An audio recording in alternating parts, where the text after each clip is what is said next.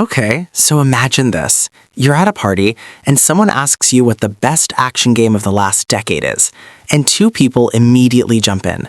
One person says God of War Ragnarok, the other says Elden Ring, and then they just stare at each other because they're not even talking about the same thing anymore.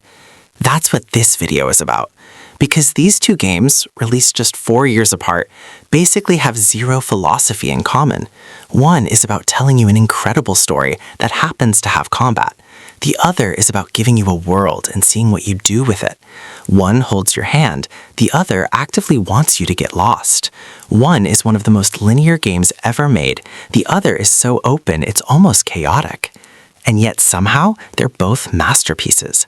And understanding why they're both masterpieces at completely opposite things, that tells you everything about where games are heading. Let's break it down. Here's the thing that blows my mind about these two games. They came out in a world where everyone was already very sure about what next-gen action games should be. When God of War 2018 dropped, it basically rewrote the rulebook. It said, your game needs a story. Your game needs narrative weight. Your mechanics should serve the story. And the entire industry nodded along like, okay, yeah, that's the future. Then Elden Ring happened, and it showed up and was like, cool, but what if we just didn't do any of that? What if we made a game so deliberately obscure that half the community is still mining the lore 6 years later, and the other half is just vibing, completely lost? And both games made billions of dollars. Both games won Game of the Year arguments. Both games spawned entire communities of people who will argue that theirs is the superior vision until the heat death of the universe. So what's actually happening here? God of War, and let's be clear, we're talking about the 2018 reboot and Ragnarok, which came out in 2024 and basically perfected everything the first game was trying to do, operates on one core belief: emotion is gameplay. Think about what that means. In God of War, you don't just fight enemies. You fight enemies as Kratos, a man who's dealing with the fact that he's going to die soon, and his son might die sooner. That's not just flavor text. That's woven into the mechanics. When Atreus gets sick and can't fight properly, he actually can't fight as well. When Kratos is grief-stricken, his animations reflect that. The camera never cuts away. You're never taken out of Kratos' perspective because the game understands that breaking your immersion breaks the emotional through line. And the world? The world of God of War is designed. Every area is crafted with intention. You walk through Muspelheim and you understand the geography. You know where things are. The game is constantly rewarding you for exploration, but it's exploration within boundaries. You're not supposed to get lost. You're supposed to find secrets, but there's always a path forward. The game trusts you, but it's also guiding you. Combat-wise, God of War gives you tools that are powerful but limited.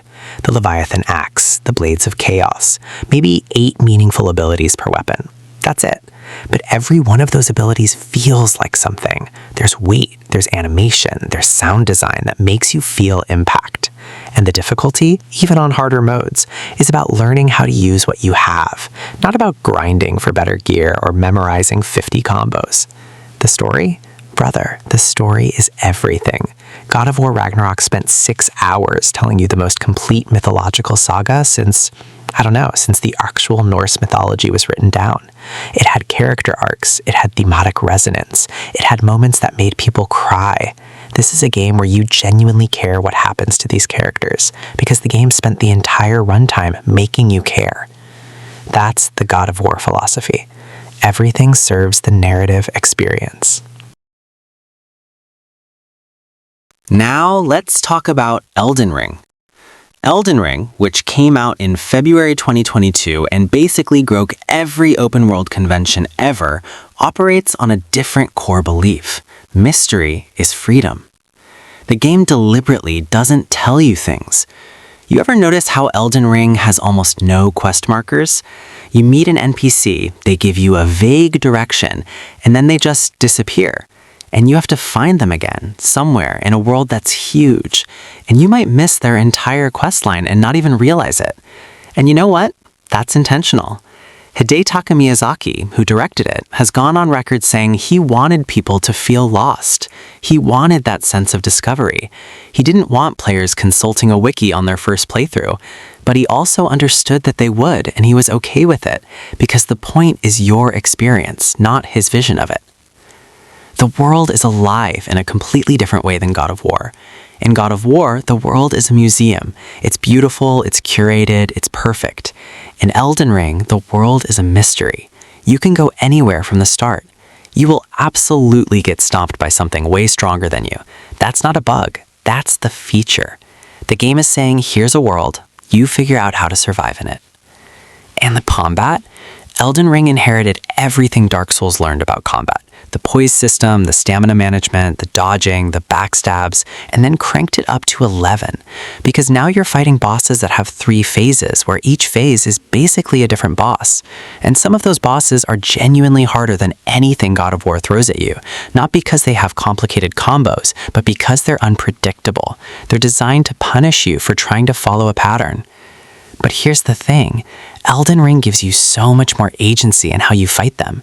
You can use magic, you can use faith-based miracles, you can use Bloodhound Step to just zoom around the arena, you can summon 3 friends to fight the boss with you, you can use spirit summons to distract it, you can use the Ashes of War system to completely respec how weapons work. The game isn't about Miyazaki's vision of how you should play, it's about your vision of how you can break the game. And the story? Look, Elden Ring has an incredible story. The Shadow of the Erdtree DLC, which came out in mid-2024, has one of the most devastating narratives From Software has ever told. But the game doesn't tell you the story, it suggests it. You find item descriptions, you piece together NPC conversations that don't happen in order, you watch the world and you theorize, and your version of the story might be completely different from someone else's version, and both are valid because the game didn't explicitly tell you who was right. That's the Elden Ring philosophy. Freedom means you author your own experience. Let me give you specific examples of how differently these games approach the same problem: difficulty. God of War has a give me a challenge mode that's legitimately hard, but it's still fair. The game telegraphs enemy attacks. You have time to react. You can use items, abilities, anything you want. Death is a punishment, but it's not the point. The point is mastering combat within the context of the story. Elden Ring will let a boss grab you from across the arena and one-shot you with no warning. And that's fine. Actually, not fine, good. Because you're supposed to learn from that. You're supposed to come back having watched the boss's patterns. The game trusts you to figure it out. And when you do figure it out, the satisfaction is different. It's not, I executed the combat sequence perfectly. It's, I finally understand this thing that was destroying me.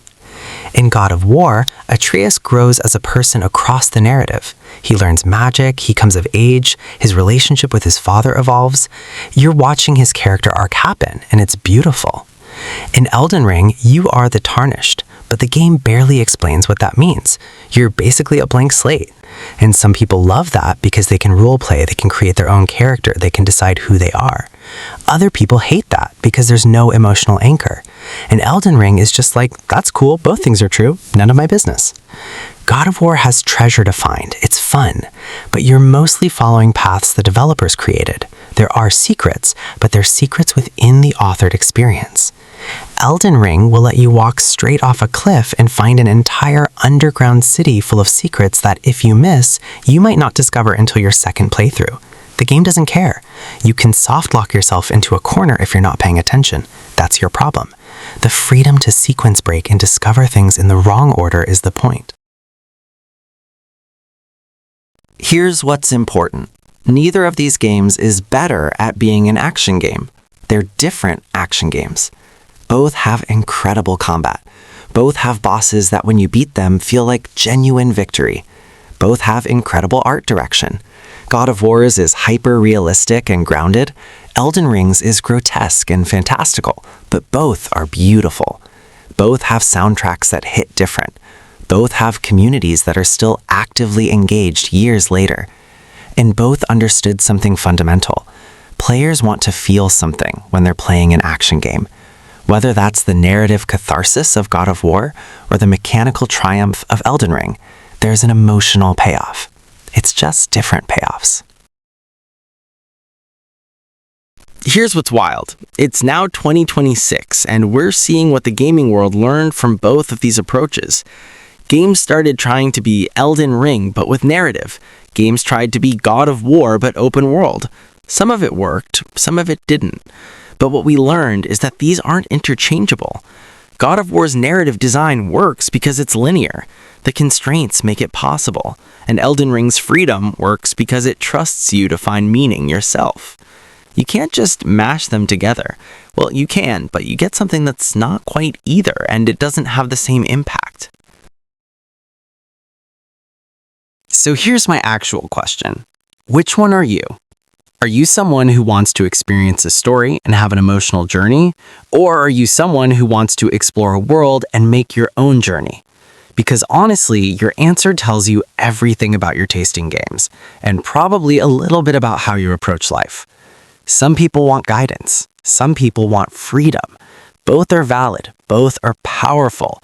And the fact that we have two absolute masterpieces that represent both philosophies, that's the best timeline. God of War and Elden Ring aren't competitors. They're different answers to the question of what games can be. And as long as both types of answers exist, gaming is in a good place. Let me know in the comments which one resonates with you more. And if you haven't played both of these games yet, please tell me in the comments why you hate happiness, because these are two of the greatest experiences you can have. Thanks for watching. Next video, we're diving into something that's been living in my brain rent-free, so stick around for that.